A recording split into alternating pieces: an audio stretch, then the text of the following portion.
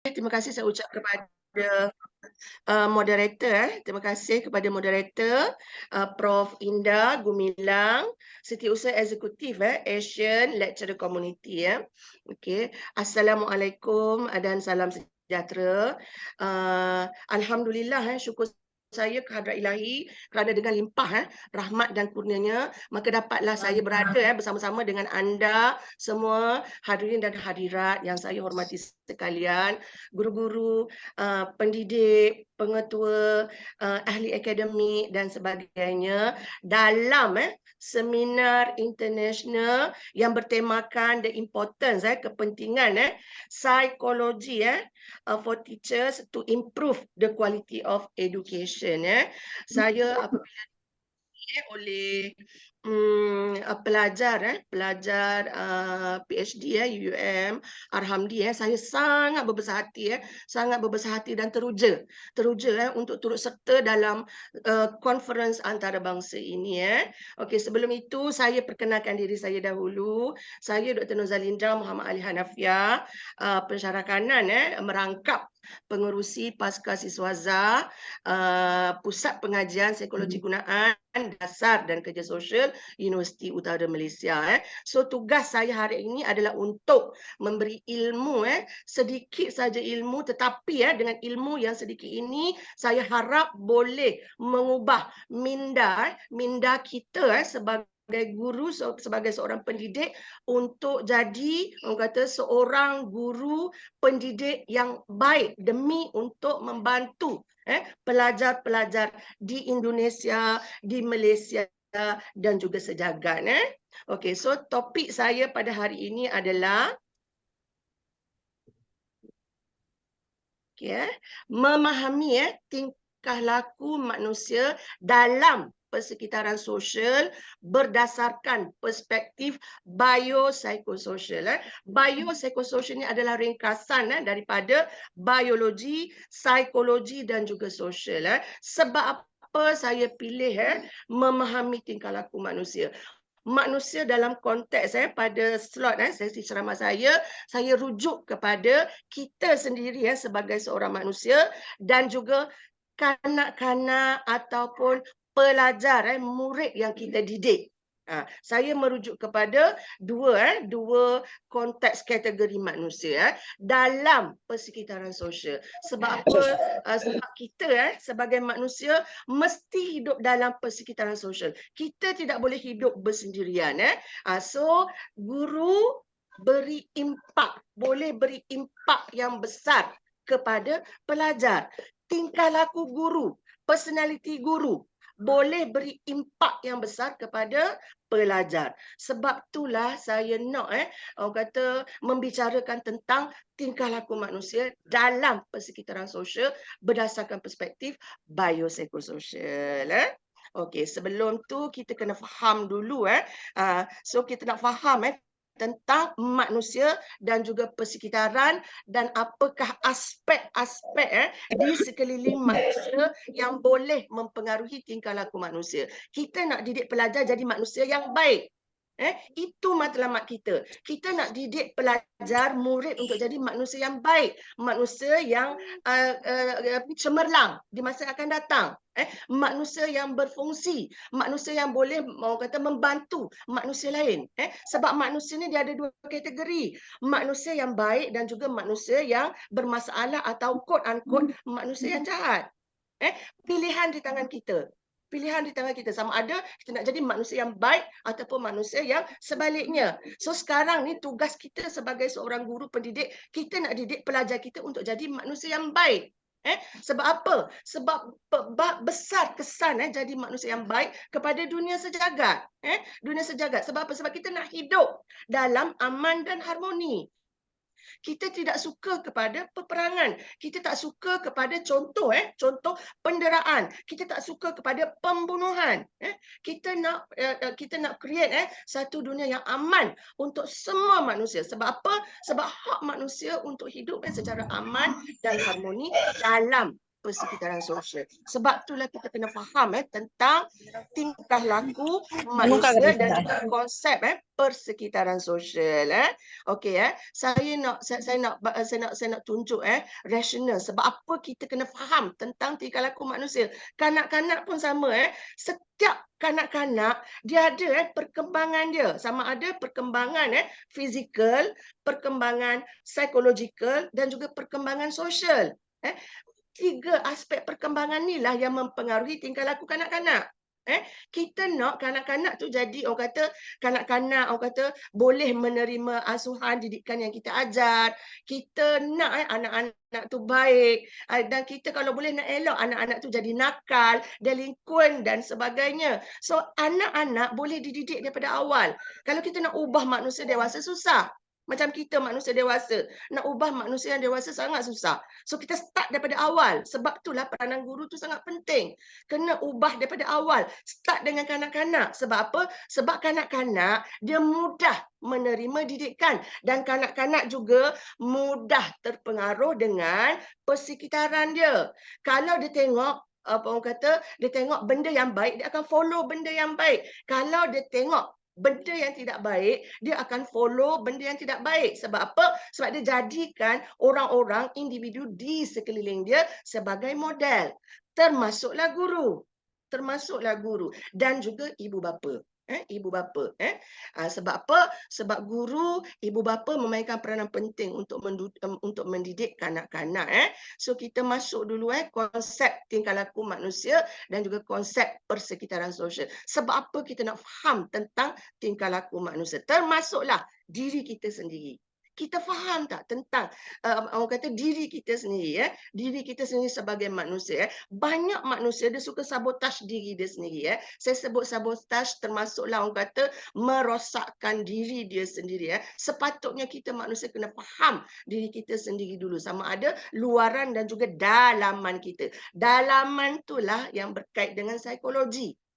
Psikologi itu dalaman manusia. Ada manusia bermasalah disebabkan luaran dia. Ada manusia bermasalah disebabkan dalaman dia. Dalaman dia. So, manusia yang berfungsi adalah manusia yang orang kata seimbang dari segi luaran dan juga dalaman. Sebab itulah kita kena belajar juga tentang psikologi kanak-kanak. Psikologi manusia. Okay, seterusnya. Okey, yang ni contoh sebab apa kita nak belajar tentang tingkah laku manusia. Manusia ni sering dibelenggu dengan pelbagai masalah dalam kehidupan. Samalah kita, daripada kita lahir, kita kanak-kanak, kita jadi remaja dan seterusnya dewasa dan seterusnya usia tua, warga emas dan akhirnya kita berdepan dengan kematian. Sepanjang kitaran hidup kita sebagai manusia, kita akan berdepan dengan pelbagai masalah dan ujian. Berbeza-beza di peringkat kitaran umur. Kalau manusia, sebab itulah manusia, kita sebagai seorang guru ke sebagai seorang manusia, kena faham apa masalah, apa perkembangan yang berlaku di setiap peringkat kitaran umur hidup manusia. Dalam konteks kanak-kanak, kanak-kanak adalah orang kata individu yang lemah, individu yang lemah. Sebab apa? Cuba kita tengok. Banyak manusia, banyak orang kata orang jahat ke apa, dia fokus kepada kanak-kanak. Sebab apa? Sebab kanak-kanak manusia yang lemah. Kes-kes penculikan biasanya berlaku terhadap kanak-kanak. Jaranglah kita tengok orang jahat culik orang dewasa. Jarang kan? Biasanya diorang tertarget kepada kanak-kanak. Sebab apa? Sebab kanak-kanak ni adalah individu yang lemah, individu yang vulnerable, individu yang terdedah. So kita kena jaga, kena bentuk, kena didik betul-betul kanak-kanak. So saya bagi contoh. Contoh sebab apa kita kena faham tentang tingkah laku manusia. Banyak kes, bukan saja di Malaysia. Di Indonesia pun sama. Dulu saya sangat sedih dengan satu kes viral sehingga di Malaysia seorang ibu, dia kelar leher anak dia 3 orang. Suami dia kerja jauh. Saya ingat lagi ada video seorang kaunselor orang kata bercakap dengan guru dengan ibu muda tersebut dalam sel dalam tahanan ada kes yang tu viral sedih sebab apa seorang ibu sanggup membunuh anak sendiri. Mesti ada something punca yang menyebabkan dia bertingkah laku sedemikian. Logik akal, logik tak seorang ibu sanggup membunuh anak sendiri. takkan kita sendiri sebagai seorang ibu, kita takkan sanggup contoh mendera, memukul anak, apatah lagi membunuh anak. So mesti ada something punca yang menyebabkan seseorang manusia bertingkah laku sedemikian.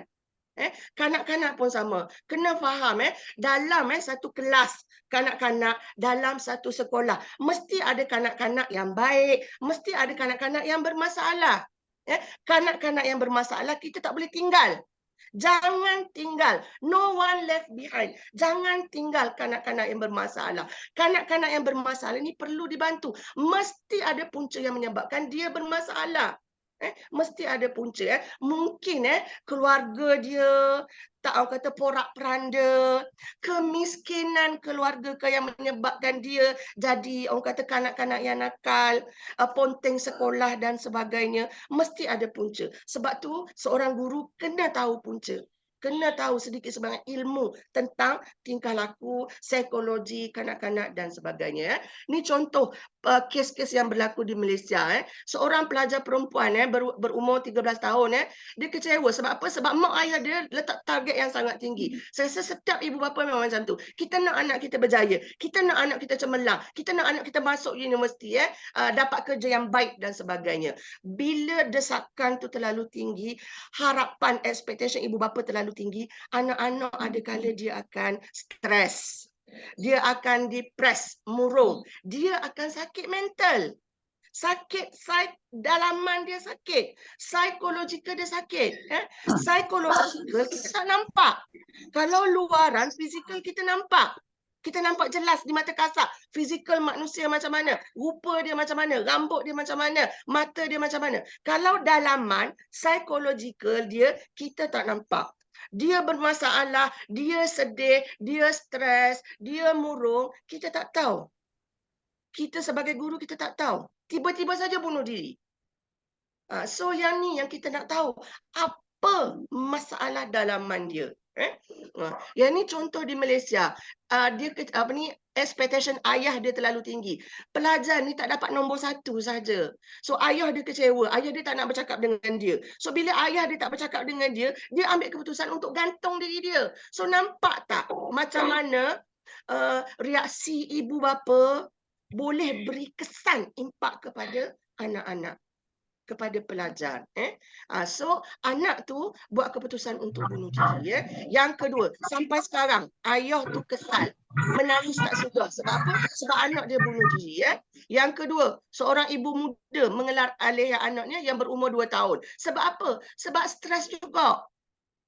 Depres, murung. Sebab apa? Sebab berjauhan dengan suami.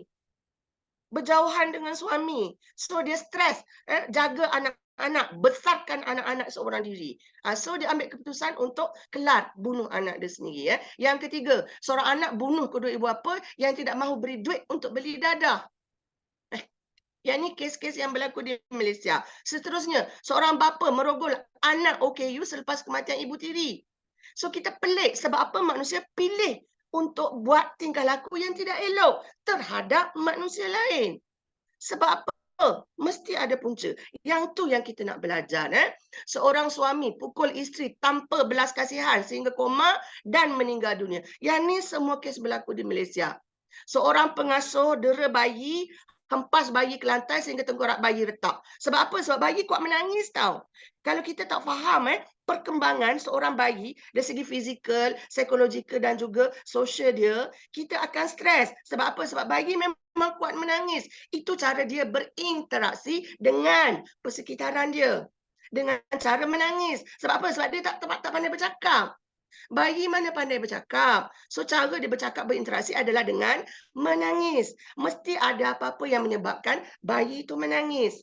So kalau kita tak boleh berdepan dengan situasi bayi menangis, besar kemungkinan kita boleh dera bayi tersebut. Suara saya dah serak, maaf. Okey, yang ketujuh. Seorang ibu dera anak berumur 6 tahun dengan pukul dan jirus air panas yang baru menggelegok ke tubuh anak dia. Kes sebenar di Malaysia. Kes sebenar di Malaysia.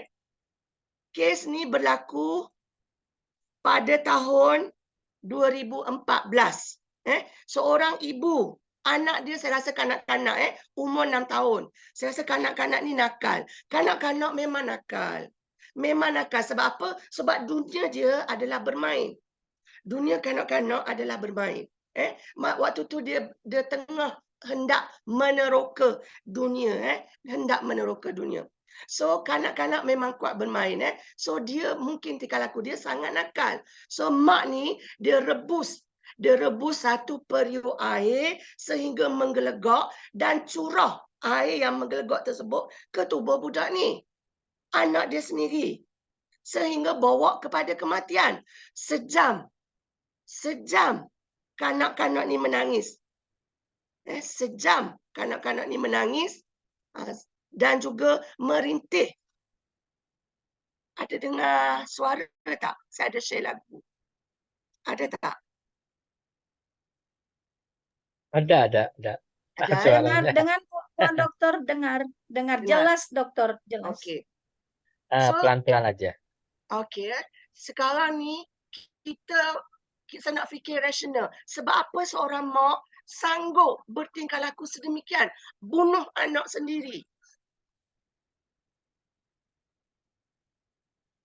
Di mana naluri kasih sayang keibuan seorang ibu terhadap anak dia sendiri?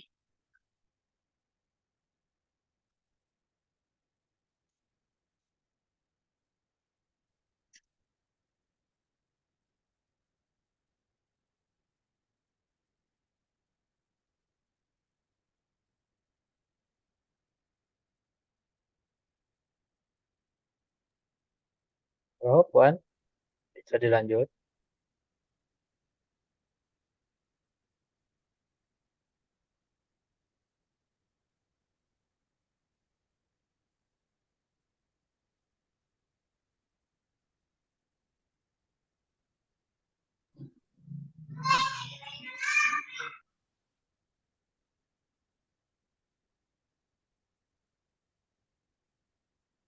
Halo, Puan?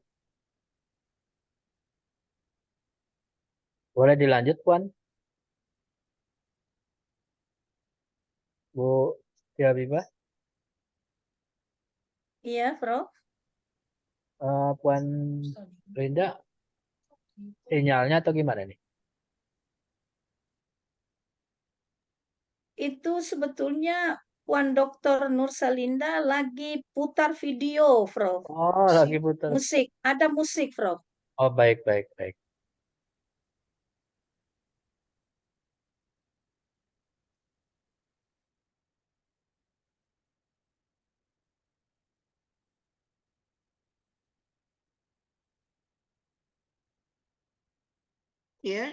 Yang saya nak highlight di sini adalah nilai kemanusiaan, nilai hidup kita sebagai manusia, macam mana manusia boleh bertingkah laku sedemikian.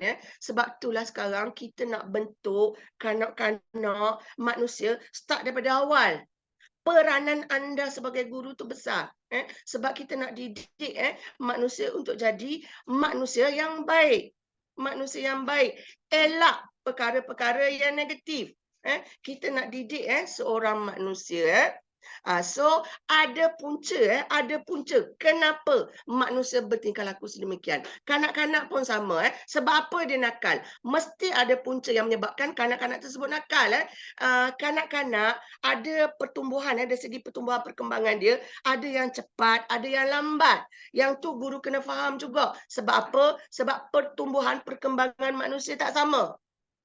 Pertumbuhan perkembangan manusia tak sama. Kita tak boleh generalisasikan, orang kata kanak-kanak tu sama. Tak sama. So kita kena tengok, perhati setiap pelajar kita, anak didik kita. Sebab apa? Sebab ia mungkin berbeza antara satu sama lain. Sebab itulah manusia tu unik. Perangai dia, tingkah laku dia tak sama.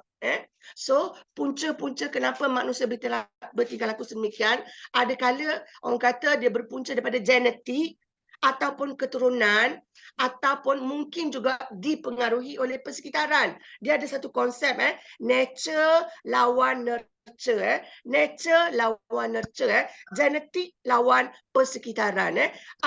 Ada manusia kita tengok anak-anak kita nampak dia cerdik bila kita cek mak ayah dia tak cerdik sangat, tapi kanak-kanak tersebut dia cerdik. Maksudnya dia kecerdikan dia bukanlah berpunca kepada genetik keturunan. Maksudnya kecerdikan kanak-kanak tersebut dipengaruhi oleh persekitaran. Mungkin didikan guru. Didikan guru yang menyebabkan kanak-kanak tersebut cerdik. So faham macam mana perkaitan antara guru persekitaran dengan kanak-kanak. Suara saya serok. Minta maaf saya minum air sekejap.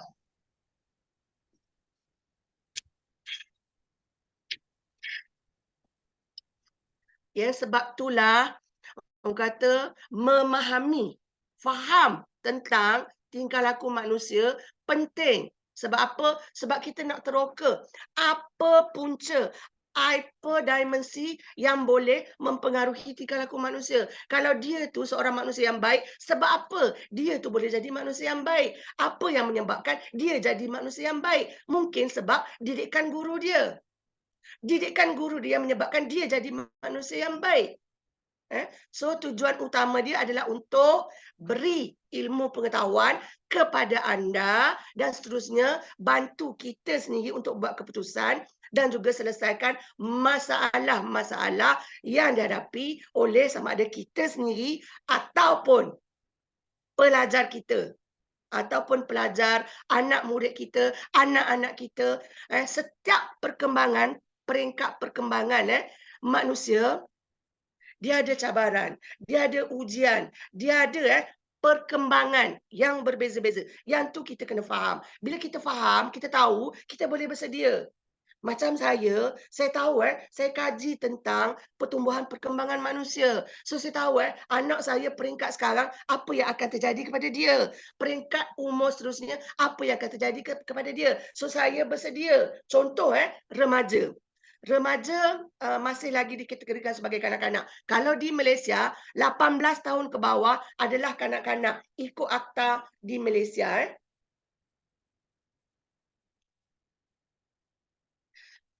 Kalau ikut akta di Malaysia, remaja pun dikira sebagai kanak-kanak 18 tahun ke bawah. Kalau remaja dia buat sesuatu yang negatif, contoh mencuri, dia tidak akan dihukum sebagai pesalah dewasa. Macam tu kalau dewasa dia kena hukum penjara lah. Kalau 18 tahun ke bawah masih lagi dikategorikan sebagai kanak-kanak, walaupun sebenarnya dia adalah remaja, dia akan orang kata ditahan di pusat pemulihan akhlak sahaja, tidak dihantar ke penjara. Tu beza dia.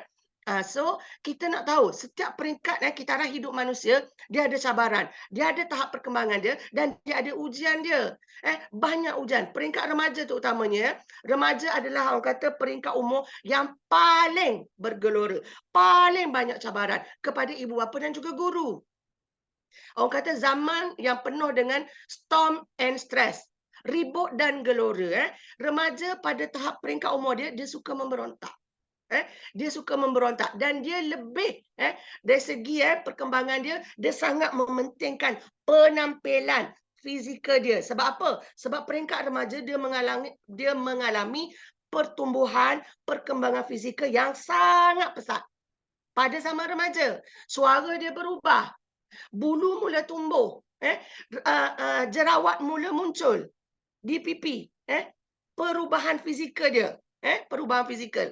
Remaja, kalau dia tidak boleh, orang kata, kalau dia boleh menangani zaman remaja dia dengan baik, insya-Allah dia akan jadi manusia yang baik. Dia tidak akan, orang kata, terjebak dengan masalah. Kalau dia tidak boleh menangani zaman remaja dengan baik, besar kemungkinan dia akan jadi manusia yang bermasalah. Sebab itulah penting untuk kita tahu ilmu tentang orang kata perkembangan sama ada fizikal dan juga dalaman psikologikal manusia.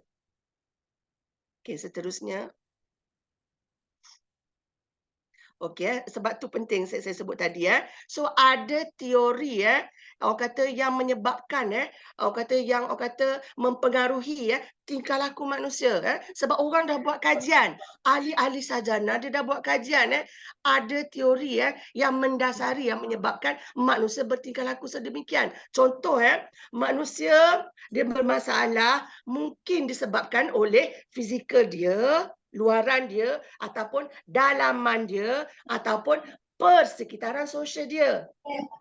So 3 aspek tu.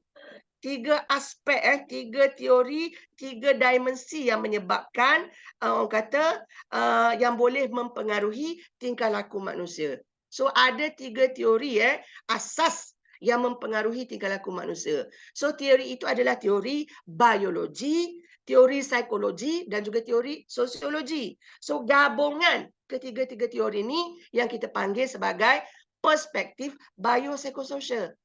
Tiga-tiga ni kita kena faham.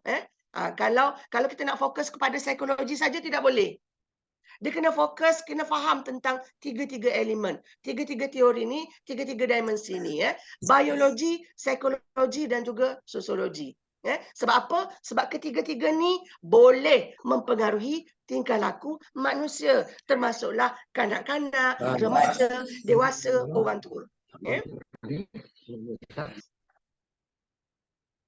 Okey, seterusnya perspektif biopsychosocial ni apa? So dia merangkumi 3 teori iaitu biologi, psikologi dan juga sosial. So teori biologi difokus kepada aspek fizikal manusia, aspek fizikal, aspek luaran manusia, jasad manusia. Ada manusia dilahirkan sempurna, normal, tidak ada kecacatan. So dia sempurna dari segi fizikal. Ada manusia dilahirkan tidak sempurna. So dia orang kata ada masalah dari segi fizikal. Contoh orang kurang upaya ataupun orang cacat. Dia tak sempurna dari segi fizikal. So bila tak sempurna dari segi fizikal, contoh ia boleh mempengaruhi tingkah laku manusia tersebut. Kalau kita tengok kebanyakan OKU, orang kurang upaya ataupun orang cacat, disability people, kalau di Indonesia dipanggil apa? Disabilitas kan? Disabilitas Ya, betul Puan. Okey, Disability. disebabkan fizikal tidak sempurna, dilahirkan tidak sempurna, OKU biasanya rendah diri. Rendah diri maksud dia, dalaman dia rasa dia rendah diri. Dia rendah diri sebab apa? Sebab dia dilahirkan tidak sempurna. Dia akan rasa malu. So nampak tak? Fizikal boleh mempengaruhi dalaman psikologi. Malu, rasa rendah diri, itu dalaman manusia yang menyebabkan manusia itu akan jadi besar kemungkinan dia tidak berfungsi sepenuhnya. Bila dia malu, dia tidak orang kata tampil ke depan. Dia malu untuk minta bantuan. Dia malu untuk keluar daripada rumah. So dia akan jadi manusia yang tidak produktif. Ada juga ibu bapa, mak ayah, dia sorok anak yang dilahirkan cacat. Sebab apa? Sebab malu dengan masyarakat sekeliling. So nampak macam mana fizikal boleh mempengaruhi tingkah laku manusia. So teori psikologi pula fokus kepada aspek psikologi ke manusia. Termasuklah minda, pemikiran dan juga aspek dalaman manusia, psikologi. Yang dalaman, minda, pemikiran, kita tak nampak. Kita tak nampak sebab itu satu cabaran bagi guru untuk faham tentang psikologi kanak-kanak, psikologi murid, psikologi pelajar. Sebab apa? Sebab kita tak nampak apa yang dia rasa, apa yang dia fikir. So itu cabaran, tapi dengan ilmu yang diberi dalam orang kata dengan ilmu yang kita dapat, insya-Allah kita akan sedikit sebanyak faham kenapa kanak-kanak perangai macam tu, kenapa kanak-kanak ni susah menerima apa yang kita ajar, apa yang kita didik dan sebagainya. Saya minum air lagi Pak, Prof. Iya, sila Bu, sila. Santai Batuk saja Bu. saya batuk tak habis lagi Iya, iya. So saya nak peserta faham sebab apa biologi, psikologi, sosiologi ni penting. Tiga-tiga ni mempengaruhi manusia, termasuklah kanak-kanak. Okey, teori sosial pula fokus kepada persekitaran sosial manusia, di mana ia boleh beri kesan kepada kesejahteraan manusia. Persekitaran sosial ni banyak aspek persekitaran sosial kanak-kanak. Kanak-kanak, orang kata, kita panggil dia peringkat mikro tau. Dia tu adalah mikro, unit kecil. Di sekeliling dia ada banyak lagi unit-unit sosial yang lain. Unit keluarga, unit sekolah, unit masyarakat, unit kejiranan. Banyak unit-unit sosial yang lain. Unit-unit ni yang boleh beri kesan kepada tingkah laku kanak-kanak juga. Rakan sebaya pun sama juga. Kita tengok kita dah didik anak kita dengan baik. Kita dah didik pelajar kita dengan baik. Tapi ada juga unsur lain yang boleh mempengaruhi dia. Contoh dia terpengaruh dengan rakan sebaya. Persekitaran sosial dia, rakan sebaya dia yang mempengaruhi dia, ajak dia buat benda yang tak elok. Ajak dia, orang kata, melepak, ajak dia mencuri, ajak dia hisap rokok. So nampak, rakan sebaya, persekitaran sosial.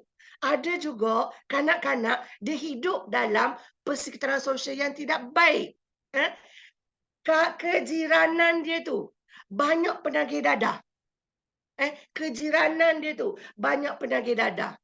So dia hidup dalam persekitaran sosial yang tidak elok. Besar kemungkinan dia akan terpengaruh untuk ambil dadah. Sebab apa? Sebab persekitaran sosial dia, keliling dia tu ramai penagih dadah, hisap dadah.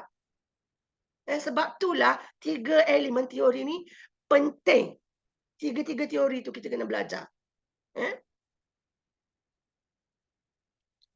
Okey, yang ni yang saya sebut kanak-kanak individu mikrosistem sistem mikro sistem mikro ni ada 3 ni. 3 ni yang mempengaruhi seorang kanak-kanak, seorang pelajar, seorang remaja, seorang dewasa. 3 sistem ni, biologi, sosial dan juga psikologi Dan selain pada sistem mikro, dia ada sistem meso. Meso ni contoh dia adalah sistem keluarga, sistem sekolah, sistem rakan sebaya, sistem kejiranan, sistem masyarakat, sistem polis. Itu adalah meso. Makro yang paling besar, komuniti. Sistem, orang kata pekerjaan, ekonomi, politik dan sebagainya. So, manusia dia hidup dalam sistem ni. Dia hidup dalam sistem ni. Sebab kita tak boleh hidup berseorangan. Kita kena hidup bermasyarakat. Kita kena hidup bermasyarakat. Setiap manusia macam tu. Kena hidup bermasyarakat. Kalau kita tak nak bersosial, tak boleh. Kita kena bentuk interaksi sosial dengan orang lain. Kanak-kanak pun sama. Dia kena bersosial. So, guru kena, orang kata didik. Didik dia untuk bersosial. Jangan biar dia menyendiri. Kena cari alternatif penyelesaian untuk galakkan dia bersosial, berinteraksi dengan rakan-rakan yang lain. Macam tu sebab kita tidak boleh hidup berseorangan. Okey hubungan antara sistem biologi, psikologi dan juga sosial So sistem ni, ketiga-tiga sistem ni dia berlaku secara normal di sepanjang kitaran hidup manusia So sekarang ni kita tengok pelajar kita peringkat umur dia berapa? Kalau kanak-kanak, contohlah, kalau di Malaysia, sekolah rendah 7 hingga 12. 7 hingga 12 tahun, sekolah rendah. 13 hingga 17 tahun, sekolah menengah. Dia berbeza. Sekolah rendah dengan sekolah menengah. Sekolah rendah lain, cabaran sekolah menengah lain. Sebab apa? Sebab sekolah menengah kita anggap kanak-kanak tu dah masuk peringkat remaja. Kalau sekolah rendah, masih lagi peringkat kanak-kanak. Kanak-kanak dia memang suka bermain. Sebab itulah dalam konteks pendidikan, kena ada unsur-unsur permainan dalam konteks pendidikan. Bukannya contoh, kita ajar ilmu, kita berilmu saja. Kena ada pelbagai alternatif kaedah pengajaran pendidikan termasuklah orang kata bermain, kita guna kaedah orang kata macam-macam kaedah untuk mendidik pelajar kita So ketiga-tiga sistem ni dia berinteraksi secara berterusan antara satu sama lain sehinggalah manusia itu meninggal dunia.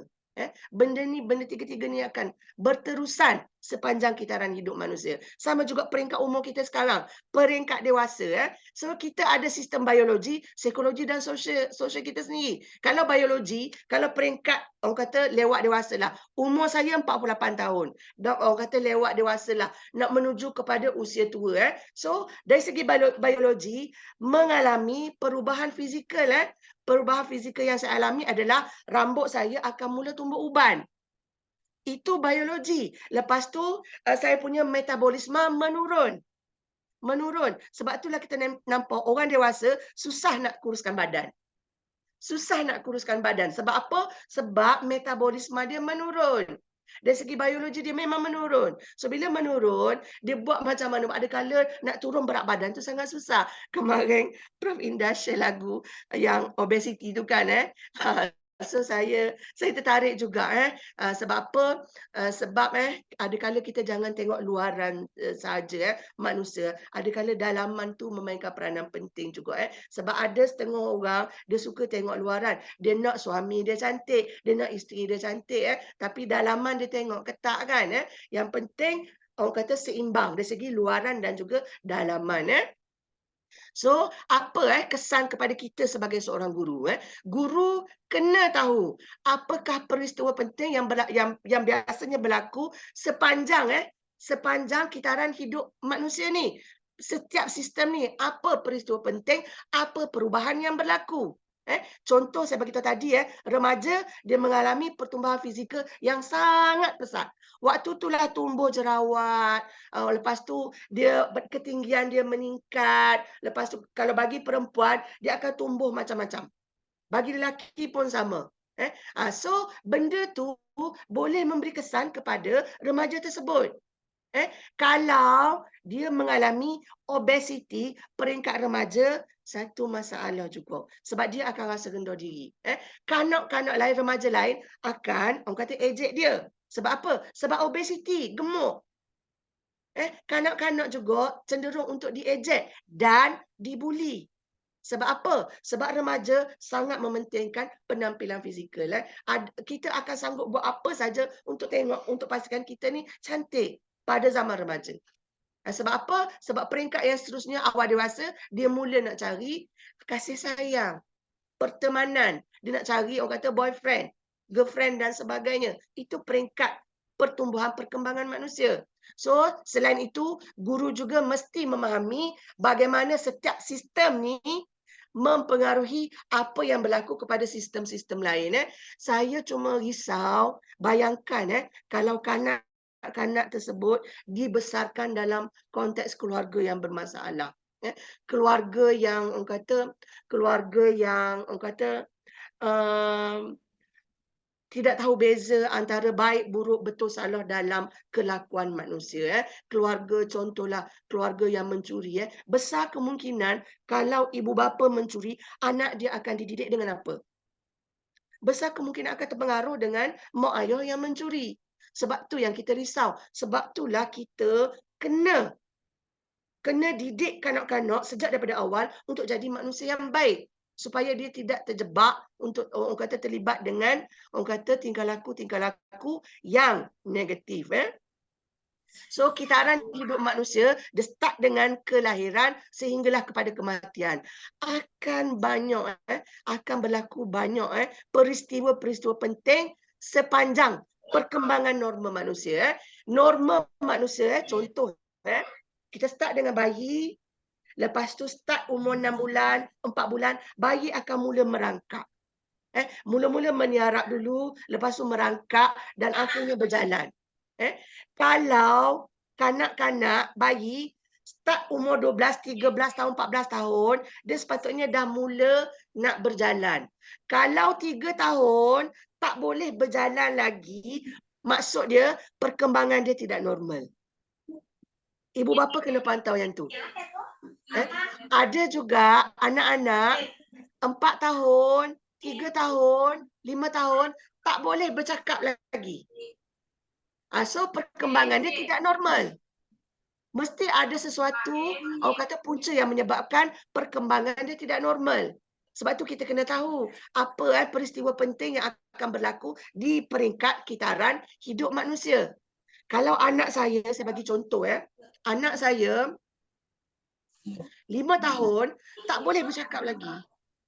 Bayangkan 6 tahun kena pergi tadika. Pusat asuhan kanak-kanak. Dia kena belajar. 5 tahun tak boleh bercakap lagi. Satu bahasa saja dia tahu sebut. Abah. Yang lain dia tak boleh bercakap. So perkembangan dia tidak normal. Perkembangan dia tidak normal. So kita sebagai ibu bapa ataupun guru kena cek apa yang berlaku pada peringkat umur sekian. Okey, seterusnya. Okey, apa peristiwa-peristiwa penting yang berlaku sepanjang perkembangan manusia itu? Dia ada perkembangan fizikal, peristiwa penting yang berlaku tu adalah perkembangan fizikal, perkembangan kognitif, perkembangan sosial dan juga perkembangan betul. Ya. Haji ya. Ya, Haji ada nak tanya soalan? Ya, silakan.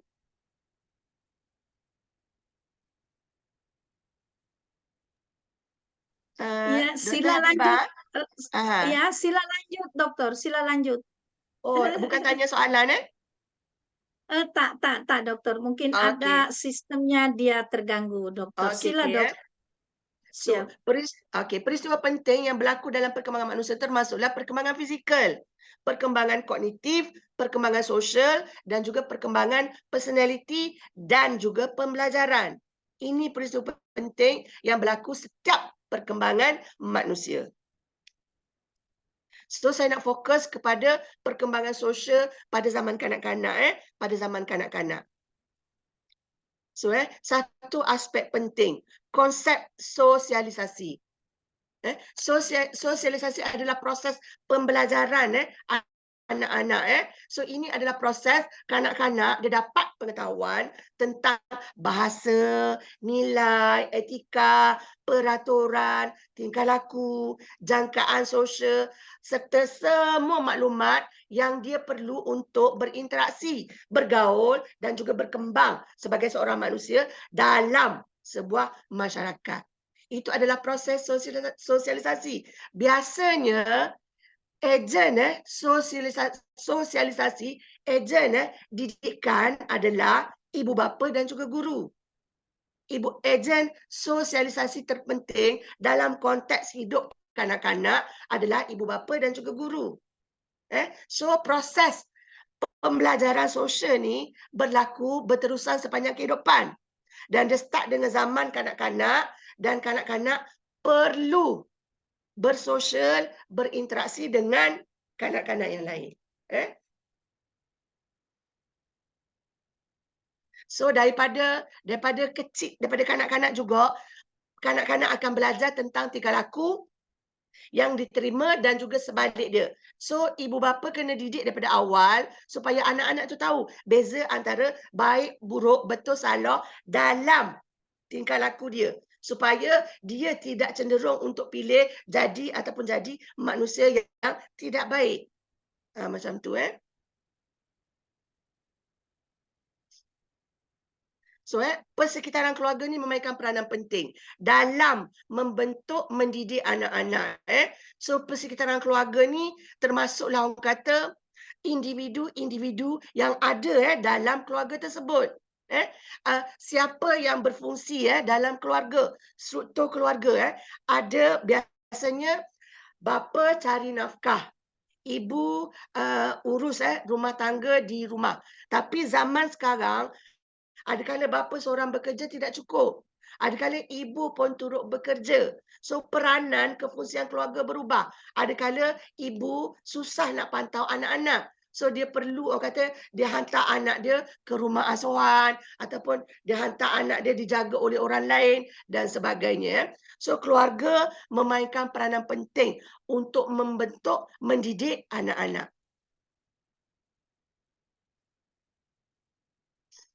So kitaran hidup keluarga So keluarga ni dia ada kitaran hidup dia.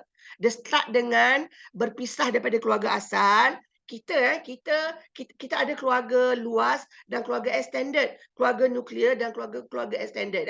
Keluarga di mana kita dilahirkan dan juga keluarga di mana kita melahirkan orang lain. So dia start dengan kita berpisah dengan keluarga asal, lepas tu kita berkahwin dan kukuhkan identiti kita sebagai pasangan, dan akhirnya kita ada dan juga anak dan juga besarkan anak-anak. Lepas tu keluarga urus anak remaja, keluarga menangani krisis pertengahan umur, dan akhirnya keluarga berdepan dengan penuaan dan juga kematian. Ini adalah kitaran hidup keluarga. Cabaran yang paling besar adalah untuk membesarkan anak-anak dan juga untuk menguruskan anak remaja. Pada zaman ni lah, pada peringkat ketiga dan keempat ni lah, keluarga memerlukan banyak duit. Banyak duit, keuangan yang besar untuk didik, besarkan anak-anak dan juga menguruskan anak remaja. Besar kemungkinan keluarga akan berdepan dengan kemiskinan pada peringkat nak besarkan anak-anak. Sebab apa? Sebab perlu banyak perbelanjaan untuk membesarkan anak-anak. Okey, seterusnya persekitaran sosial. Persekitaran sosial ni memainkan peranan penting juga. Persekitaran sosial dalam konteks hari ini merujuk kepada rakan sebaya, televisyen, media sosial dan juga sekolah. Semua persekitaran sosial ni boleh mempengaruhi tingkah laku kanak-kanak dan juga pelajar. Pelajar. So, dalam konteks rakan sebaya, biasanya kanak-kanak dia suka bermain. Dia suka bermain dan juga berinteraksi. Dia suka bermain dan berinteraksi. So, kita kena tengok, kalau kanak-kanak sekolah, dia tidak suka bermain dan juga bergaul, bersosial, berinteraksi dengan kanak-kanak sekolah yang lain, maksudnya ada sesuatu yang tak betul. Ada something wrong di situ. Sebab normal kanak-kanak, dia suka bermain. Dia suka bermain dan berinteraksi. So, dia akan bermain macam-macam. Dia akan, orang kata, berlari lah. Lepas tu, main macam-macam. Termasuklah permainan sosial. Ada permainan sosial ke bermain ke, dia beri impak kepada perkembangan fizikal kanak-kanak juga. Sebab apa? Sebab dia boleh mempengaruhi kemahiran motor halus dan juga motor kasar. Motor halus contoh, dia bermain guli ataupun dia bermain, orang kata, anak patung ke apa, itu motor halus. Dia cuma pegang-pegang, dia gerakkan motor halus saja. Kalau motor kasar, termasuklah dia berlari. Lepas tu, permainan sosial biasanya melibatkan kemahiran motor kasar. Berlari, mengejar kawan-kawan dan sebagainya. So, aspek sosial, dia boleh, orang kata merangsang perkembangan fizikal kanak-kanak juga. Sebab itulah kanak-kanak kena bermain. Dan juga ada perbezaan gender dalam permainan. Kanak-kanak perempuan biasanya bermain, orang kata permainan yang lembut-lembut. Contoh, masak-masak, anak patung dan sebagainya. Kalau kanak-kanak lelaki, dia suka bermain permainan yang kasar-kasar. Perbezaan gender dalam permainan. Yang kita risau, takut, kanak-kanak tersebut ataupun pelajar tersebut, yang lelaki main permainan perempuan, yang perempuan main permainan lelaki. So, bila terjadi sebaliknya, maksudnya ada something wrong. Kita risau, takut dia akan besar, orang kata cenderung kepada gender yang lain. Dia akan menyukai, dia akan cenderung untuk jadi gender yang lain. Sebab tu kena tengok juga, perhatikan aspek permainan kanak-kanak, pelajar. Dia bermain macam mana. Dan dalam permainan juga, mesti ada pengaruh. Mesti ada orang yang mempengaruhi. Orang yang, orang kata, ada rakan sebaya yang mendominasi. Dan kita tengok, kalau kita tengok kanak-kanak bermain, ada tak yang terpinggir? Ada tak yang terpinggir? So, kita kena tengok perbezaan itu dalam konteks kanak-kanak ataupun pelajar sekolah. Kalau kanak-kanak, murid kita, pelajar kita tidak suka bermain, mesti ada something yang tak betul. Sebab apa? Sebab perkembangan sosial kanak-kanak, dia memang suka bermain. Dia memang suka bermain. Kalau dia tidak suka bermain, apa yang menyebabkan dia tidak suka bermain? Kita kena kaji. Kita sebagai guru, sebagai ibu bapa, kena kaji. Sebab apa? Kerana anak-anak kita tidak mahu bersosial, tidak mahu bergaul dengan rakan-rakan sebaya yang lain. Sebab apa? Sebab kita risau. Kita risau bila besar nanti dia akan jadi manusia yang pendiam. Personality dia akan jadi introvert. Dia tidak akan jadi personality extrovert. Personality introvert, extrovert, kita nak kanak-kanak ataupun pelajar sekolah memiliki personality extrovert, bukan introvert. Introvert tu dia pendiam, malu, lepas tu dia murung, dia suka menyendiri. Kita tak nak. Kita nak yang extrovert, yang suka bersosial, yang boleh bergaul, berinteraksi dengan individu-individu lain di sekeliling dia. Kita nak yang tu. Sebab itulah kena perhati macam mana kanak-kanak pelajar sekolah bermain. Aspek sosial dia. Kelompok rakan sebaya. Yang ni kena tengok juga. Sebab apa? Sebab start daripada rakan sebaya ada juga yang suka start mengejek, membuli dan sebagainya. Kalau seorang kanak-kanak tu memilih untuk menyendiri, meminggirkan diri, kita risau ada punca lain yang menyebabkan dia menyendiri. Tak mustahil dia dibuli, dia diejek. Sebab apa? Contoh dia diejek, dia dibuli sebab apa? Sebab dia mungkin hodoh. Dia mungkin orang kata cacat ataupun dia orang miskin. Tak mustahil dia dibuli, dia dihina, diejek disebabkan itu oleh rakan sebaya dia. So kelompok rakan sebaya ni memainkan peranan penting juga. Sebab apa? Sebab rakan sebaya boleh beri impak yang positif atau negatif kepada kanak-kanak tersebut. Okay, seterusnya pengaruh televisyen. Yang kemarin digital kan, bercakap tentang digital dan sebagainya. Pengaruh televisyen saya gabung sekali dengan pengaruh media sosial. Yang ni penting juga. Sebab apa? Sebab zaman sekarang, kanak-kanak suka bermain dengan, orang kata permainan, di telefon, di handphone, di laptop dan sebagainya. Bukan saja kanak-kanak, kita pun sama. Ada kala kita ketagih media sosial, kita ketagih WhatsApp. Sat-sat nak tengok, sekejap nak tengok handphone. Nak check handphone, siapa yang WhatsApp kita. Nak check TikTok dan sebagainya. Facebook, TikTok, lepas tu WhatsApp terutamanya. Bukan saja kanak-kanak, kita sendiri terpengaruh dengan media sosial. Ketagih media sosial. Pengaruh televisyen pun sama. Tapi sekarang ni, yang paling besar adalah pengaruh media sosial. Kanak-kanak, dia tengok TikTok, dia tengok game, dia tengok video dekat YouTube. Yang tu boleh mempengaruhi tingkah laku dia juga. Kalau dia tengok, dia belajar benda yang tak eloklah. Contoh anak saya bagi contoh anak saya lah. Anak saya dia suka tengok YouTube Indonesia tau. Tak silap saya, Frost Diamond. Frost Diamond daripada Indonesia kan. Anak saya, bahasa dia bahasa Indonesia tau. Ada kala saya terkejut, dia sebut tau. Kalau kereta, kalau di Malaysia dia sebut kereta. Tapi anak saya dia sebut mobil. Maksud dia terpengaruh dengan YouTube. Sebab dia dengar orang cakap video tersebut. Dia sebut YouTube. Banyak perkataan kalau di Malaysia dia sebut 8. Anak saya sebut 8. Saya pelik. Anak saya sebut 8, dia belajar daripada mana? Sebab Malaysia sebut 8. Tak sebut 8. Rupanya Indonesia sebut 8. So bila saya tengok, saya perhati, rupanya dia terpengaruh dengan YouTube Indonesia. So banyak bahasa dia tu, dia sebut bahasa Indonesia. So nampak tak macam mana orang kata media sosial boleh mempengaruhi tingkah laku anak-anak. Tingkah laku kanak-kanak.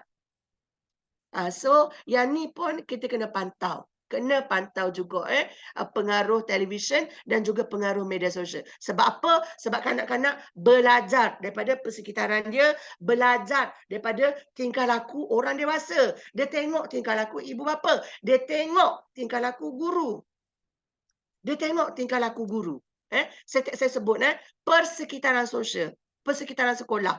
Ini adalah persekitaran sosial juga. persekitaran sekolah. Sekolah tu beri impak positif ataupun negatif kepada kanak-kanak ataupun murid tersebut. Ada pelajar, dia tak suka pergi sekolah. Kena kaji. Sebab apa dia tak suka pergi sekolah? Dia suka ponteng sekolah. Mesti ada something yang berlaku di sekolah yang menyebabkan dia tidak suka pergi sekolah. So, satu cabaran bagi guru, pengetua untuk bentuk persekitaran yang positif di sekolah supaya kanak-kanak, pelajar, murid-murid seronok, happy pergi sekolah. No, itu cabaran bagi kita sebagai seorang guru, sebagai seorang pengetua. Sekolah kita beri impak positif ke negatif kepada pelajar kita. Kadar ponteng sekolah di sekolah kita tinggi ke rendah. Kena cek balik. Sebab kita nak persekitaran sekolah tu adalah persekitaran yang positif. Sama macam kita. Kalau kita nak pergi sekolah, kita nak seronok.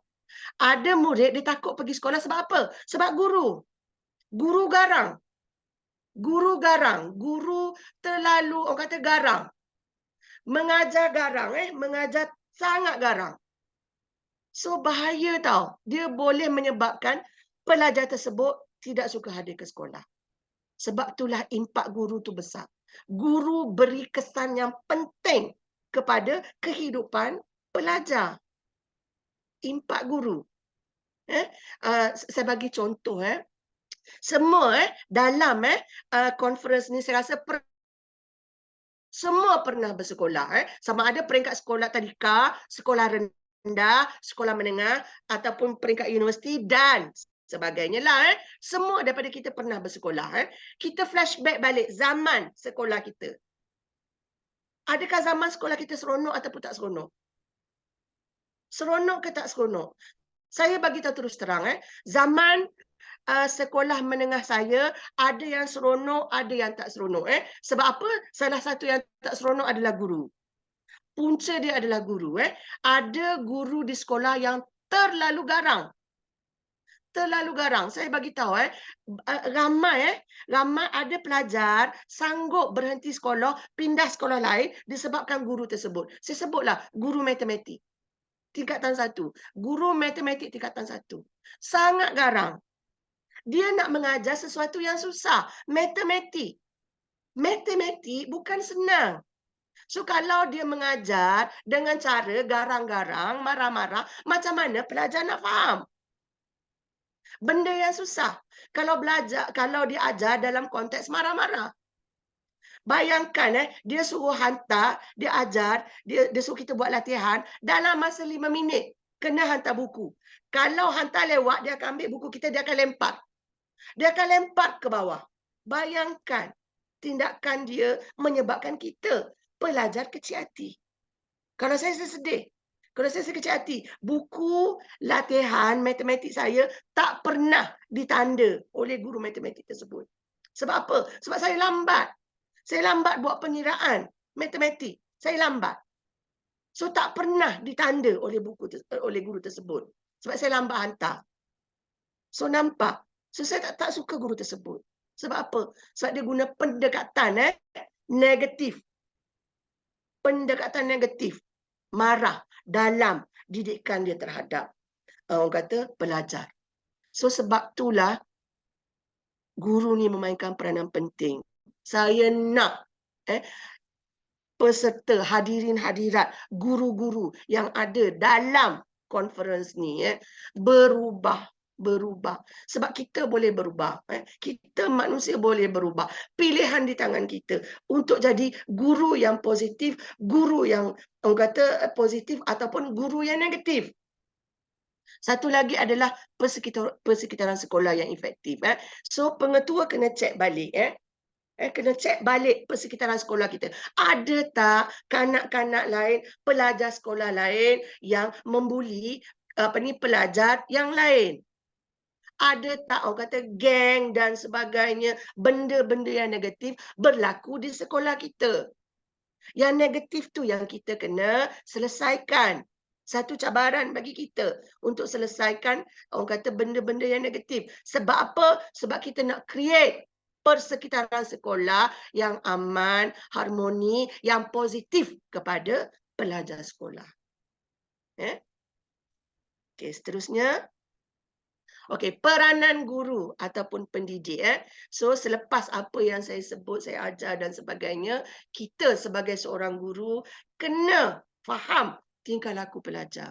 Mesti ada sesuatu yang menyebabkan pelajar tu nakal, pelajar tu lambat menerima apa yang kita ajar, pelajar tu orang kata suka, orang kata kacau pelajar lain dan sebagainya. So, tingkah laku dia boleh dipengaruhi oleh biologi, psikologi ataupun sosial. Besar kemungkinan masalah di rumah, mak ayah yang suka bergaduh di rumah boleh mempengaruhi tingkah laku dia di sekolah. Sebab apa? Sebab dia serabut. Dia stres sebab mak ayah suka bergaduh di rumah. Mak ayah suka bergaduh di rumah. So bila dia pergi sekolah, dia rasa macam stres, dia mulalah orang kata khayal murung, tak fokus dan sebagainya, tak buat kerja sekolah dan sebagainya. Sebab apa? Sebab dia memberontak. Dia memberontak, dia marah dengan keluarga dia, mak ayah dia yang suka bergaduh di rumah. So sebab itulah kita kena faham tingkah laku pelajar dari aspek biologi, psikologi dan juga sosial. Yang kedua, bentuk. Kita sebagai guru ada peranan yang besar untuk membentuk tingkah laku pelajar. Boleh ke kita nak bentuk tingkah laku pelajar? Ya. Kalau tanya saya, boleh. Kita boleh ubah tingkah laku pelajar. Start daripada kita dulu. Kita sendiri kena tunjuk kita adalah role model. Guru adalah role model. Kita sendiri kena tunjuk tingkah laku yang baik. Janganlah tunjuk kita ni seorang manusia yang pemarah. Manusia yang negatif. So, kita boleh bentuk tingkah laku pelajar. Boleh. Kita boleh didik pelajar untuk jadi manusia yang baik, berpotensi dan cemerlang. Saya tak sebut untuk jadi manusia yang cerdik. Sebab apa? Saya tak sebut dekat sini saya tak sebut mendidik dan mengubah pelajar untuk jadi manusia yang baik, berpotensi dan cemerlang. Berpotensi dan cemerlang sama ada di dunia dan juga di akhirat. Saya tak sebut didik jadi manusia yang orang kata cerdik. Sebab apa? Kecerdikan tu adalah orang kata pelbagai.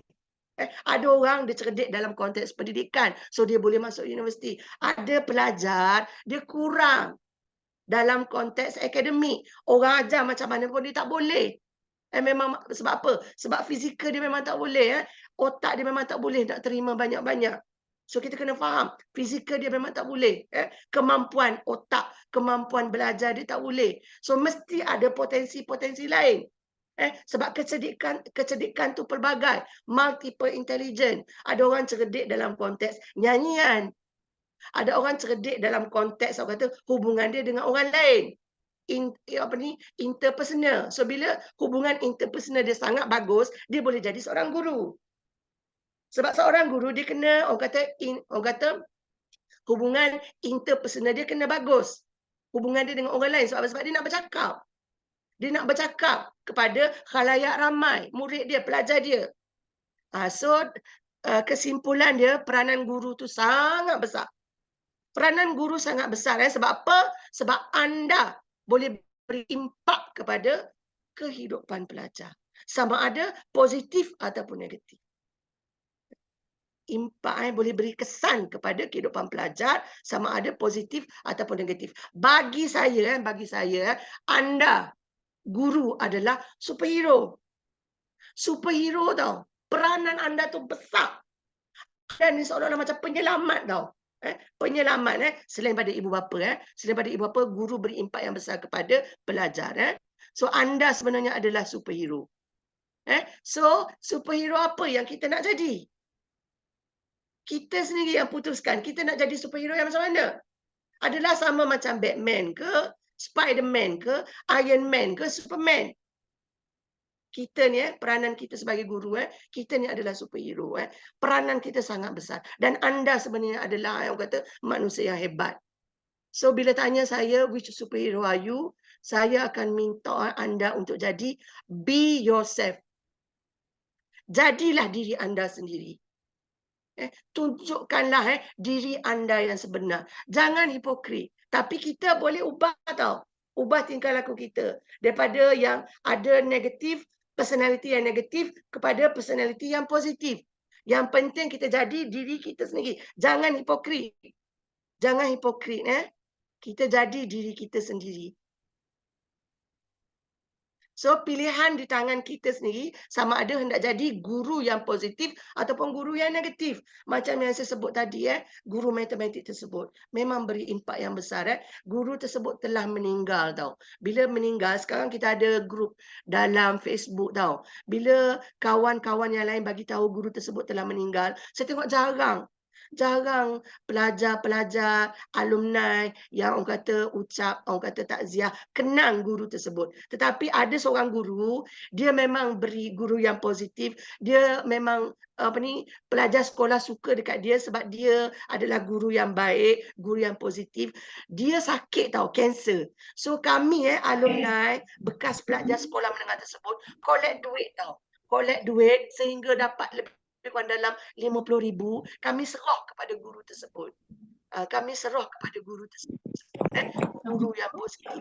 So bayangkan, kita pilihan di tangan kita. Nak jadi guru yang positif ataupun guru yang negatif. So saya tunjuk contoh. Guru yang positif. Guru yang positif, dia ceria, dia gembira, dia baik hati, dia yakin, kuat, tabah, bertanggungjawab, optimis, positif dan juga pemurah. Ini adalah guru yang positif. Pilihan di tangan kita. Kita nak jadi guru yang positif ataupun guru yang negatif. Okey, saya share.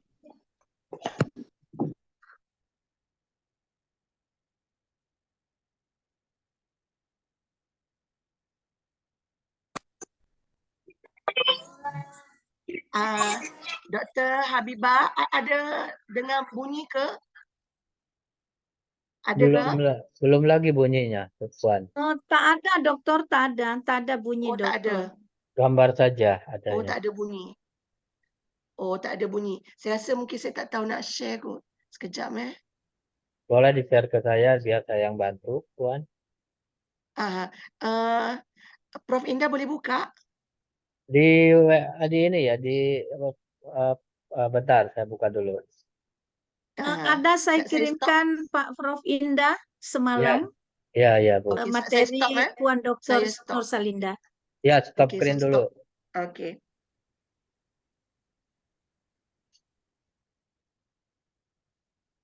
Saya nak tunjuk Biar beza Puan Dr. antara Nursalinda.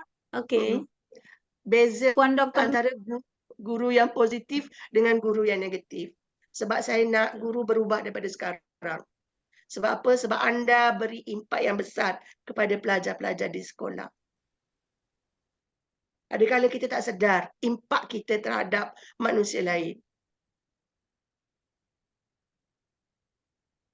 Nampak, Bu? Ni beza antara guru yang positif dengan guru yang negatif. Kita nak yang mana? Kita nak jadi yang mana? Nampak nggak, Bu? Bu Habibah? Oh, tak ada, Prof. Tak ada ya, bentar. Ini share. Ya, sambil Pak Prof Ini. Indah, silakan kami menghimbau kepada teman-teman peserta, siapa tahu ada kata-kata dari Puan Dr. Nursalinda yang tak paham, boleh apa arti macam ni, boleh silahkan. Oke. Suaranya muncul nggak ya, Bu?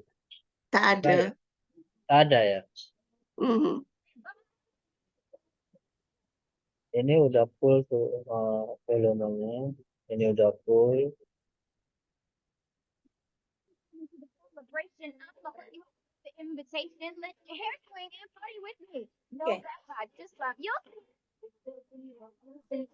Sudah ada sedikit suara. Nah, ini udah maksimal. Ya, udah tadi ada sedikit. Nah,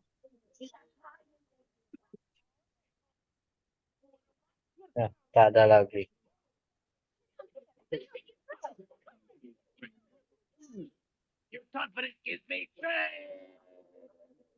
Saya cuma nak tengok contoh. Nampak tak cerianya manusia tersebut. Manusia tersebut. Kita nampak kan ceria, gembira, happy dan sebagainya.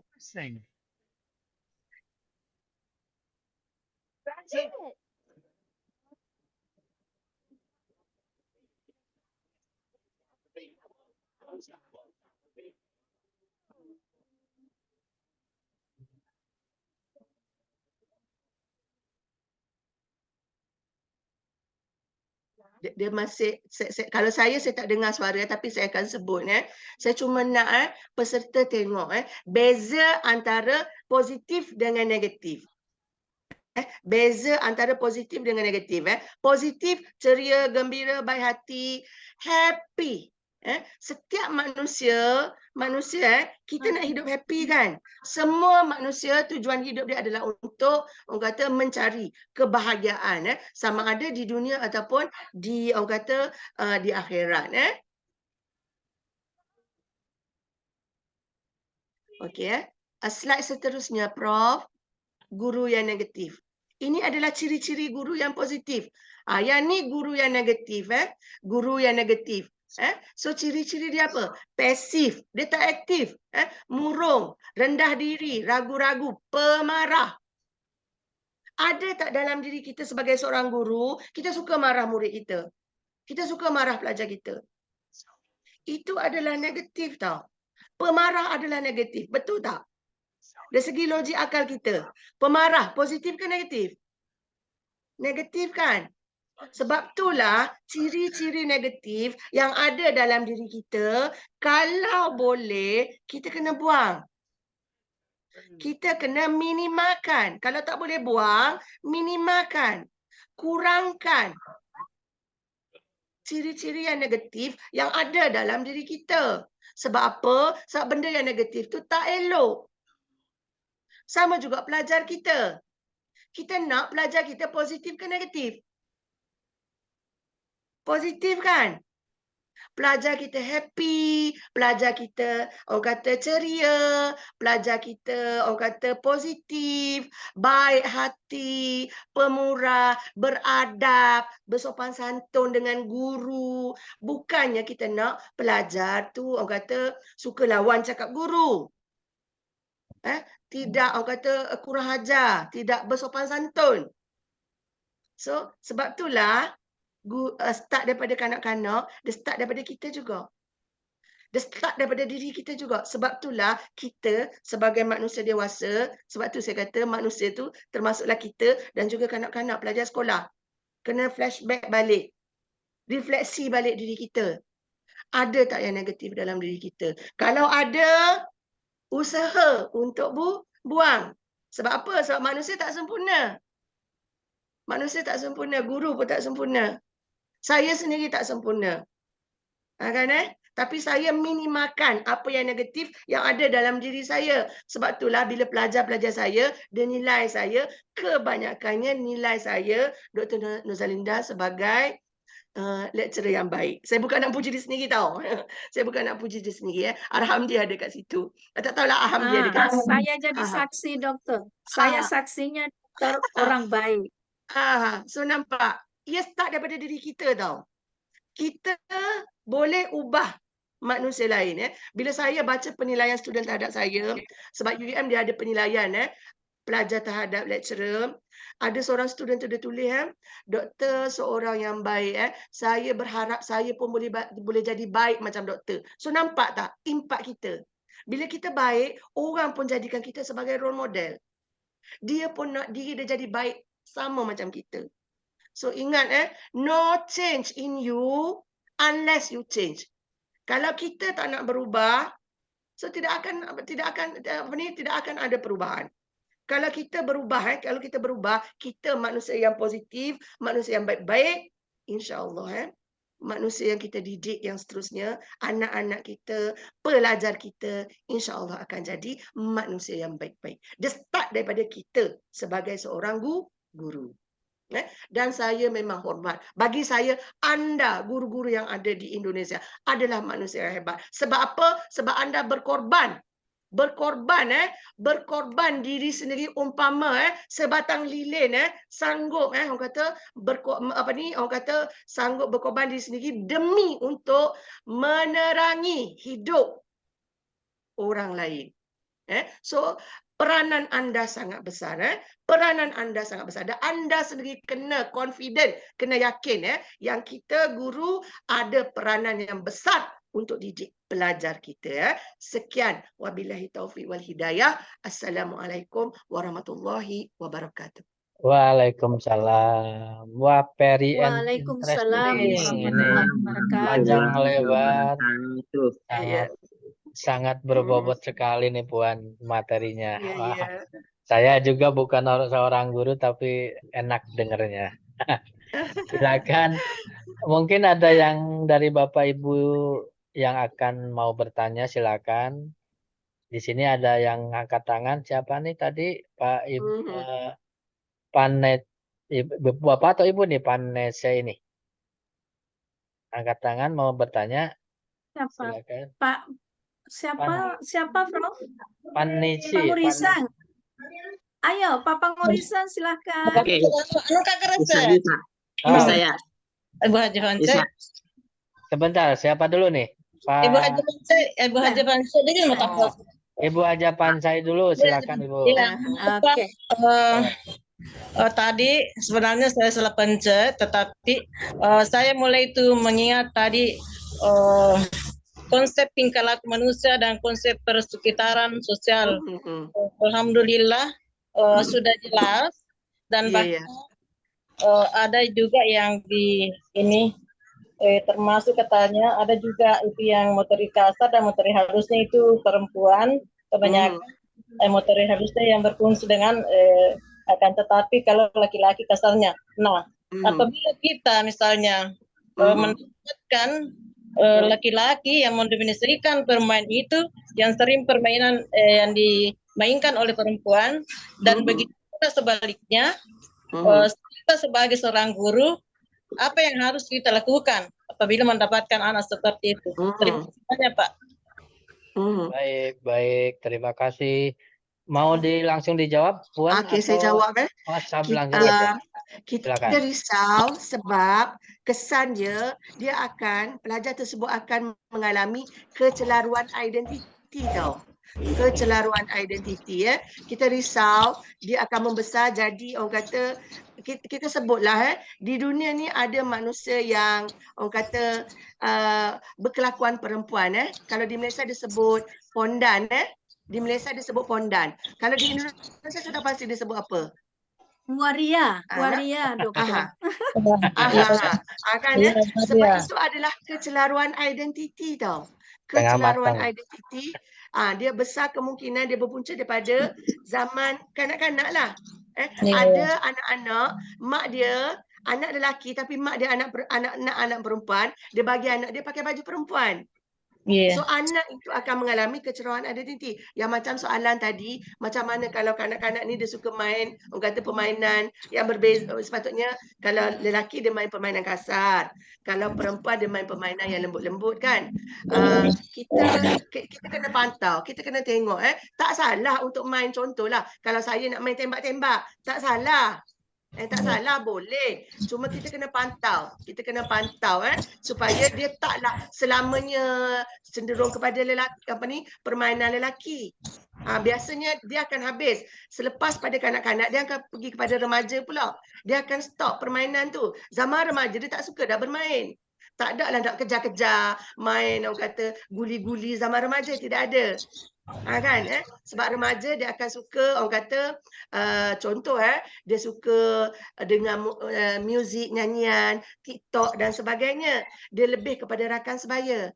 So kita sebagai guru kena pantau. Dia tak salah kalau perempuan nak main permainan lelaki, lelaki nak main permainan perempuan. Sebab kita pun pernah main tapi janganlah sampai benda tu boleh menyebabkan kanak-kanak tersebut celaru identiti. Sebab kita risau bila kita tahu orang kata kawal daripada awal, takut dia jadi manusia yang pondan. Kita risau macam tu. Sebab ia start daripada zaman kanak-kanak. Dia start daripada zaman kanak-kanak. Oke, jadi itu Bu Pancai. Jadi tadi pondan ya kalau di sana kita balik Bu. Sini dipanggil pondan. Satu isu yang besar tau di Malaysia. Varia. Satu isu yang besar. Pondan satu isu yang besar di Malaysia. Nah, Sebab masyarakat tidak menerima pondan. Masyarakat Malaysia. Macam tu. baik, terima kasih. Iya. Gimana Ibu Pancai, masih ada yang ngeganjel kira-kira atau mau dilanjut pertanyaan yang berikutnya? Untuk sementara silakan Cukup. kepada teman dulu, Pak. Baik. Silakan Bapak. Ya, Pak Pengurusan. Pak Pengurusan. Silakan Pak. Oke, Pak Pengurusan. Oke, Assalamualaikum warahmatullahi wabarakatuh. Waalaikumsalam. Waalaikumsalam. Terima kasih atas kesempatan ini, semoga sangat menarik sekali, mantap sekali cara ngomongnya Ibu ini luar biasa. Namun saya ingin pertanyakan di sini terkait dengan guru positif dan negatif ini. Ya. Yang guru negatif dan positif. Kalau yang guru negatif dan positif ini kan kayak karakter yang dibawa seseorang itu sejak lahir. Nah, untuk misalnya halo? Ya, lanjut. Nah, kalau misalnya kita temukan teman guru yang punya sifat negatifnya ini sebagai orang pimpinan di sekolah, mungkin ada tertarik ibu teknik-teknik ibu untuk memberikan pengarahan, penjelasan kepada seorang guru yang punya sifat negatif ini, karena kalau seorang guru mempunyai sifat negatif ini dalam memindahkan ilmu kepada siswa ini akan sulit. Jadi untuk ini ada mangkari dari ibu ini dari seorang pimpinan untuk memberikan penjelasan yang bisa dimengerti dan pahami dengan penuh keikhlasan seorang guru. Barangkali cukup sekian untuk sementara. Terima kasih. Assalamualaikum warahmatullahi wabarakatuh. Waalaikumsalam. Waalaikumsalam. Okey. Saya anggap tadi pengetua kot, no? Guru besar ke apa, seorang yang orang kata bertanggungjawab di sekolah, dia macam ni, saya sebar ilmu kepada peserta dalam ni, tanggungjawab kita sebagai contoh, ketua sekolah ke apa, untuk orang kata beri ilmu kepada guru-guru di sekolah pula. Beri ilmu kepada guru-guru di sekolah. Bapa boleh orang kata jumpa dengan semua guru, tunjuk perbezaan antara guru positif dengan guru negatif, dan kita nak create di sekolah bapa ni, kita nak create guru yang positif. Kita tunjuk beza antara positif dengan negatif. Saya rasa semua orang tak suka negatif, betul tak? Semua orang tak suka negatif. Kita tunjuk beza supaya dia nampak. Guru yang negatif tersebut nampak beza antara positif dengan negatif. Takkan dia nak pilih jadi yang negatif. Sekarang ni dia tak tahu beza. Guru yang bermasalah, contoh guru yang negatif, pemarah dan sebagainya, sebenarnya dia tak tahu beza antara positif dengan negatif. Sabaran bagi kita untuk tunjuk dekat dia positif dengan negatif. Bapa ada tanggungjawab besar untuk orang kata beri ilmu kepada guru-guru di sekolah bapa pula. Sebab ilmu yang baik kalau kita sebar, insya-Allah dia akan beri manfaat kepada manusia-manusia lain, dan ramai lagi manusia akan berubah. Insya-Allah. Kita nak yang tu. Kan? Saya rasa bapa boleh. Kena tegur. Guru yang negatif kena tegur bapa. Sebab kalau tak, dia tak sedar. Dia beri impak yang negatif kepada pelajar. Bayangkan kalau pelajar tersebut dah jadi manusia dewasa, dia akan imbas balik zaman sekolah dia. Saya sebagai perwakilan ASI sekaligus MC dan mungkin slide saya tu boleh di-share, boleh digunakan oleh peserta-peserta untuk beri ilmu kepada guru-guru yang lain pula. Kita sebar ilmu sesama kita. Sebab kita nak create orang kata dunia yang positif untuk semua orang semua orang, sebab semua orang tak nak negatif. Sama macam kita kan, kita tak suka peperangan kita tak suka peperangan, kita tak suka benda-benda yang negatif, kita tak suka benda yang buruk-buruk. Kita nak kalau boleh masalah sosial di Indonesia, di Malaysia kalau boleh kurang. Kita tak nak jenayah ke apa. Sebab tu tanggungjawab kita untuk bentuk tingkah laku manusia. Kalau manusia negatif, kita kena ubah. Kita jangan biar. Jangan biar. Bapa-bapa, pengetua ke, guru besar ke apa, jangan biar. Kalau kita biar, benda tu tak akan selesai. Sampai bila-bila tak akan sedar. Guru tersebut tak akan sedar yang dia beri impak yang negatif kepada pelajar-pelajar, kepada siswa, kepada murid. Itu je.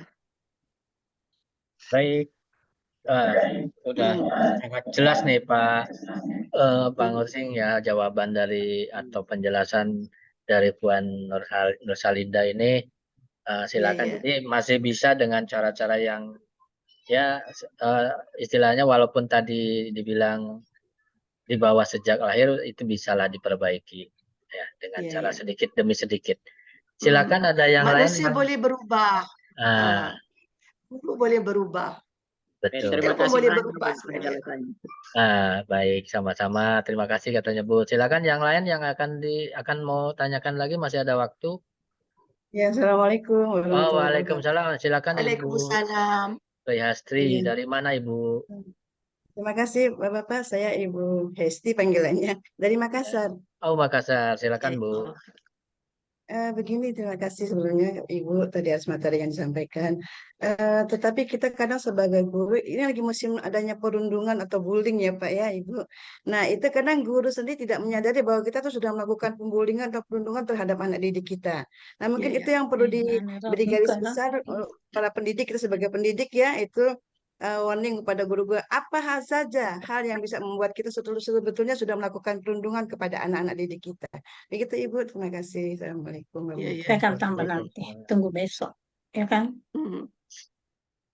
Saya kan, kalaulah ada siri-siri yang seterusnya, saya nak ajar tentang nilai tau. Nilai dan etika dan juga spirituality. Sebab apa? Sebab ia boleh bantu kita untuk berubah. Nilai, etika dan juga spirituality dalaman kita tu. Dalaman kita. Dia boleh bantu kita untuk berubah. Kalau ada siri-siri yang seterusnya lah. Kalau ada siri-siri yang seterusnya. Sebab banyak lagi ilmu tau. Banyak lagi ilmu lain. Ilmu yang baik kita guna. Kita guna pakai. Ilmu yang baik. Mungkin itu ya, perlunya kita sebagai pendidik juga mengetahui batasan-batasan ya, sebagai seorang pendidik, batasan mana yang tidak boleh terlampaui hingga sampai menyakiti hati anak, apalagi menyakiti fisik kan sudah jelas. Kalau hati itu yang agak sulit untuk sulit diprediksi, itu dia sadari kita pada pendidik. Terima kasih. Izin Puan Doktor. Satu cara kalau kita nak tahu sama ada kita ni orang kata satu cara kita suruh pelajar kita nilai kita ni guru yang macam mana. Itu ada luahan hati mereka tau. Luahan hati pelajar. Kita bersedia ke tak nak dengar luahan hati pelajar. Suruh pelajar nilai kita. Nilai kita sebagai seorang guru. Kita ni guru yang macam mana. So daripada situ kita tahu apa pandangan pelajar siswa terhadap kita. Kalau banyak yang positif, yang baik-baik, alhamdulillah. Daripada situ kita tahu. Kalau ada yang negatif, yang tidak baik, yang pelajar tulis tentang karakter kita, perangai kita, cara mengajar kita, yang tu kita kena ubah. Tu cara kita nak tahu. Suruh pelajar kita tulis sekeping surat. Tulis, keluarkan sehelai kertas, tulis saya ni guru yang macam mana. Jangan tulis nama. Jangan tulis nama supaya kita tak nak ada bias. Tak nak kita hukum dia sebab dia contohlah dia kata tak elok kat kita. Kalau dia tulis nama, kita besar kemungkinan kita akan macam sakit hati dekat pelajar kita ke apa kan. Jangan tulis nama. Tu cara dia. Baru kita tahu kita ni guru yang macam mana. Terus ya kuesioner ya Bu Refleksi ya. diri kerjanya ya. Ya, Boleh terima kasih sebenarnya. Bu. Tapi kadang-kadang ibu gurunya ada yang nggak terima dikritik begitu ya Bu. Betul Pak. Dia takut nak terima Nggak mau kenyataan. Manusiawi. Silakan Ibu Habibah mau tanya atau ngasih arahan apa, silakan Bu. Oke, oke, oke. Terima kasih, Prof. Puan Dr. Nur Salinda. Iya, iya. Insya Allah, mungkin saya harap semua peserta tetap besok akan stay bergabung di Zoom ini. Apa pertanyaan Ibu Prihastri ya? Ibu Prihasti, halo. Nah, Ya, insya Allah halo. besok kami akan memberikan materi Hmm. identifikasi kesehatan mental bagi guru dan mungkin pertanyaan Ibu Prihastri ini boleh boleh terjawab melalui materi saya. Besok. Insya Allah besok. Insya Hanya Allah. kita Iya, mendeteksi terima kasih banyak. apa Ya. gangguan Ya. mental seorang guru, apa gangguan Iya. mental seorang siswa, sehingga akibat-akibat gangguan dari mental guru dan siswa ini bisa berakibat dan bisa menunjukkan adanya pembulian. Oleh sebab itu, mari kita semangat untuk besok bergabung lagi di sini. Oke, Insya silakan Allah.